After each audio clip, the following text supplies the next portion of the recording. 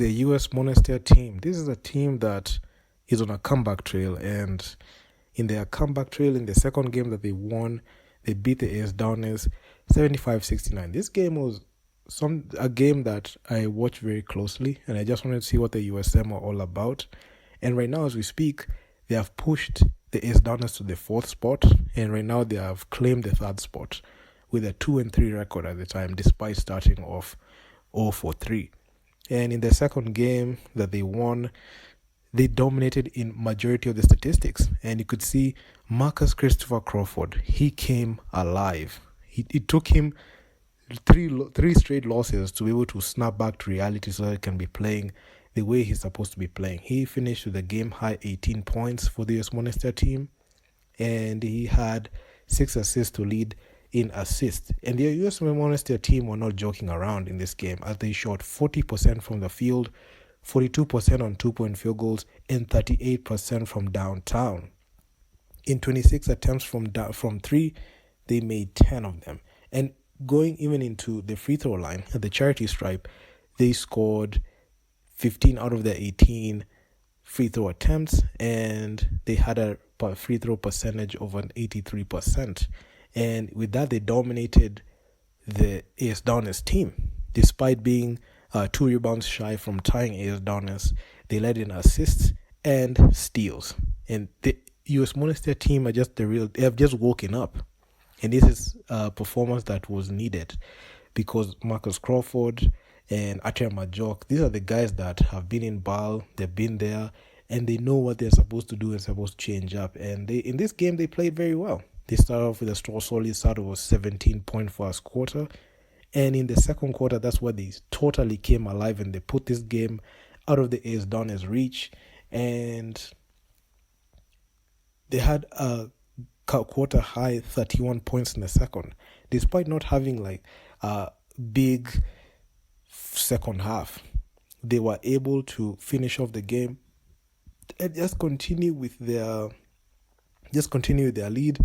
And even with the game being close and being decided by 6 points and being a clutch game, still the US Monastir team with the experience, they were still able to go ahead and win. And you could see also Osoma Manui. This guy also followed Marcus Crawford with 16 points. George Williams, he had 13 points. I mean, his 13-point performance was very important. Ater Majok, he had 7 boards. He's not the same Ater Majok from previous times, but at least he was able to do something. Then Amadou Haruna, he led the AS Douanes in scoring. Even despite the loss, AS Douanes, they tried their best, but it wasn't enough. As you could see, Marcus Crawford, he played heavy minutes, 33 minutes. He had an 18-point quarter. Not even 18-point quarter, but 18-point game. And he was very vital throughout the game. You could see Amadou Haruna, he played north of 38 minutes. This man didn't even rest, and he had 22 points. He was the driving force, and he was just keeping the AS Douanes team in the game. Without him, I feel like the US Monastir team will have totally demolished the AS Douanes team, because there's not much scoring production coming from the other players like that. But Amadou Haruna's consistency and his ability to knock down shots, especially tough shots, that was the reason as to why the AS Douanes team made the game close, especially in the second half. The second half, the US Monastir team were not that active. They were not that cerebral at the way they started the game, but you could see the competitiveness and the unrelenting nature of the AS Douanes made the game close, and just see if they can increase their point tally not to be beat by point differentials. But Adama Diakite, this guy led the AS Douanes with 9 boards. Firas Layani, he had 10 boards for the AS Douanes, for the US Monastir team. And Madut Akek, he had 7 boards. He was just following Adama Diakite right there. Mike Fofana, he had 2 assists. And this game was just good. I enjoyed it. I liked every single part of it. And honestly, this is something that the US Monastir team needed to figure out early. And with the ability of the US Monastir team just to go ahead and just dominate games, that was something that I've seen in previous seasons, and this season, despite the slow start, you could see they are just picking up, and there's a high likelihood that they're going to be able to even win the games today. As per recording of this video, today is the last day of the BAL, so I'll be releasing a couple of videos. So we will just be also talking about the team's performance all around. But it's been a very good performance, I must say. US Monastir team, they're just a team on the comeback trail right now. Even there's a game live, I will also be covering that as well. But honestly, I'm so happy to say USM team, but the Douanes team, they've put themselves in a very bad hole. Right now, they are the APR, US Monastir team, and Douanes have a tied record. If the teams can't finish with either a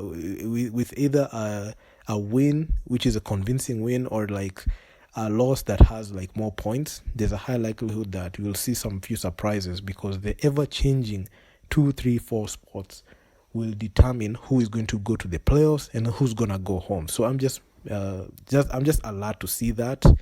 I mean, I've just been waiting to see the US Monastir team just come back alive and just go back to the way they were playing in prior years, especially in season 2. Season 3, they didn't have a very good performance, but I could see some flashes of brilliance in these 2 games that they've won, this 2-game stretch. I know the first game that they played, they got stomped on, and they got stomped by APR in overtime. And that's the first game in BAL history I've seen going to overtime. But looking at this second and third games, which the US Monastir team played against AS Douanes and the River Hoopers, they looked dead in the water, especially the River Hoopers game. The AS Douanes team just knocked them out their teeth in the second game. And it looked like they were just finished. But at least they were able to avenge that loss. And they have been avenging the losses against all these other teams. So the only team that they need to get out of the way is the River Hoopers team, which I feel like the River Hoopers, even despite going out there and qualifying, I don't see the need of even them going even and putting like a hard performance in this game, because the USM team, they are the ones. This is the team that needs this game, and if they're able to get a quick win out of the River Hoopers, so be it, because that is something that is required. But the other matchup is Douanes versus APR. We'll just get to see who is going to go ahead and proceed. But man, I'm just excited. I'll drop a video just to give a roundout on this. The total people in attendance in this game was 8,208. So we've been seeing some ridiculous attendance. Even the games were sold out. I was so excited to see this. And honestly, the head-to-head matchup between US Monastir and AS Douanes has just been, I must say, it has been entertaining. We've seen the AS Douanes team dominate the US Monastir team. We've seen that in a game that happened in this conference.